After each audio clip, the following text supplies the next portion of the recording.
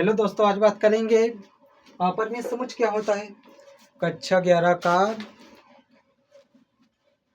का लेसन है अपरिमेय समुच्चय। यहाँ पर भाषा समझनी है। ऐसा समुच्चय जिसमें अवयवों की संख्या को गिना ना जा सके अपरिमेय समुच्चय कहलाता है। इसको इतना लंबा कर दिया है, लेकिन हम छोटे से में बताते हैं कि अपरिमेय समुच्चय किसे कहते हैं। ऐसा समुच्चय का मतलब ये है कि दुनिया का कोई भी समुच्चय ले लीजिए, दुनिया का कोई भी समुच्चय, उसमें का अवयव हम नहीं गिन सकते तो अपरिमेय समुच्चय कहलाएगा। बस इतना समझना है। जैसे जिसमें अवयवों की संख्या को गिना ना जा सके अपरिमेय समुच्चय कहलाता है। जैसे इसके अवयवों की संख्या को आप गिन सकते हैं। प्राकृतिक संख्याओं का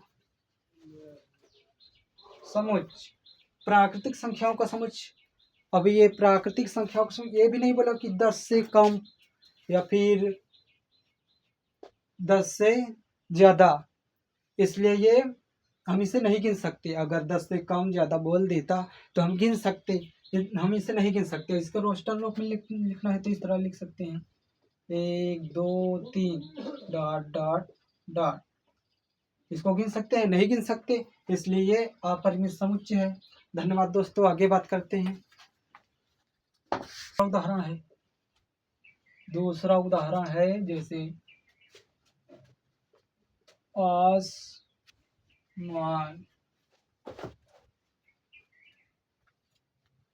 आसमान में सभी तारों का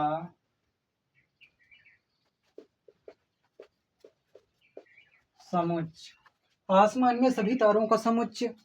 क्या आसमान में जितने तारे हैं साइंटिस्ट गिन सकते हैं? नहीं गिन सकते। अगर वो गिन सकते तो हर एक ग्रह को जानते ना, गिन ही नहीं सकते। इतने तारे हैं कि वो गिन ही नहीं सकते, इसलिए ये अपरिमेय समुच्चय है। जैसे तीसरा है पूर्ण संख्याओं का समुच्चय। पूर्ण संख्या क्या होती है? पूर्ण संख्याओं का समुच्चय, इसे हम नहीं गिन सकते। अगर 10 से कम, 10 से ज़्यादा या फिर कुछ कोई रुकावट होती तो हम गिन सकते, लेकिन नहीं बोला, सीधा बोला है पूर्ण संख्याओं का समुच्चय। यानी जितनी भी पूर्ण संख्या है उसको बताओ थी। जितनी भी पूर्ण संख्या हम नहीं बता सकते, अनंत तक जाएगी, इसलिए ये अपरिमेय समुच्चय है। धन्यवाद दोस्तों, आगे बात करते हैं। धन्यवाद। समान समुच्चय। समान समुच्चय क्या होता है? समान समुच्चय यानी कोई भी चीजें समान हो। जैसे मार्कर है और इसी मार्कर के समान एक और मार्कर ले लिया जाए तो ये दोनों तो समान हो गए ना। तो यहाँ पे बोला है समान समुच्चय। तो समान समुच्चय परिभाषा होती है दो या दो से अधिक समुच्चय जिसमें दो या दो से अधिक समुच्चय जिसमें अवयवों की संख्या तथा अवयव दोनों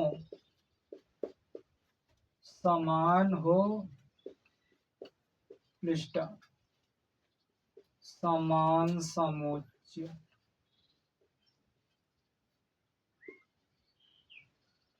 कहलाता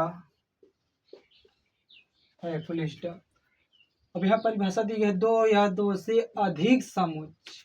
दो या दो से अधिक समुच्चय यानी दो समुच्चय हो, उससे अधिक भी हो सकता है, इसलिए दो या दो से अधिक समुच्चय जिसमें अवयवों की संख्या एवं अवयवों की संख्या तथा करने चाहे एवं अवयवों की संख्या एवं अवयव दोनों समान हो, समान समुच्चय कहलाता है।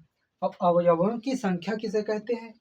यहाँ पे जैसे पहला उदाहरण है, ए बराबर 1 2 3 और यहाँ पे बी बराबर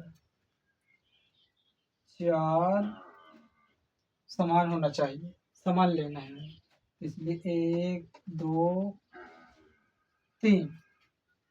अब यहाँ बोले अवयवों की संख्या एवं अवयव दोनों समान है तभी समान समुच्चय कहलाएगा। अब यहाँ पे अवयवों की संख्या किसे कहते हैं?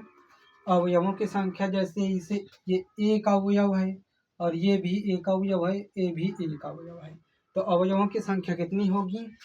1 2 3। इसमें अवयवों की संख्या कितनी है? 3। ए में अवयवों की संख्या कितनी है? 3। और बी में अवयवों की संख्या कितनी है? 3। और अवयव देखना है, अब अवयवों की संख्या समान है लेकिन अब हमें अवयव भी देखना है। अगर अवयवों की संख्या समान है और अवयव नहीं समान तो समान समुच्चय नहीं होगा, इसीलिए दोनों को देखना है। अब अवयव समान है, ये 1 है तो ये भी 1 है, ये 2 है तो ये भी 2 है, और ये 3 है तो ये भी 3 है, इसलिए ए बराबर बी, यानी कि ए बराबर बी, यानी कि ए समुच्चय ए जो है समुच्चय बी के समान है। अब जैसे दूसरा एग्जाम्पल देते हैं, दूसरा एग्जाम्पल है ए बराबर 1 2 3 4। अब यहाँ पे बी बराबर ले लेते हैं 2 4 6, इतना ले लिए। अब यहाँ पे हमें देखना है कि ए बराबर बी है कि नहीं है। अब यहाँ पे देखना अवयवों की संख्या, अवयवों की संख्या 1 2 3, इसमें 3 है अवयवों की संख्या, इसमें भी अवयवों की संख्या 3 है, लेकिन अब देखना है कि अवयव समान है कि नहीं है। अब यहाँ पे देखिए 1 है, यहाँ पे 2 है, यहाँ पे 3 है, लेकिन यहाँ पे 2 तो है।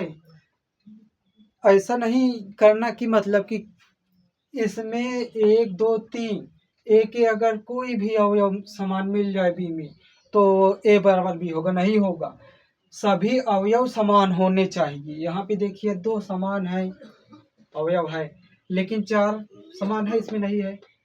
6 समान है, नहीं है, इसलिए ए बराबर बी नहीं होगा। धन्यवाद दोस्तों, आज यहीं तक बात करते हैं। धन्यवाद।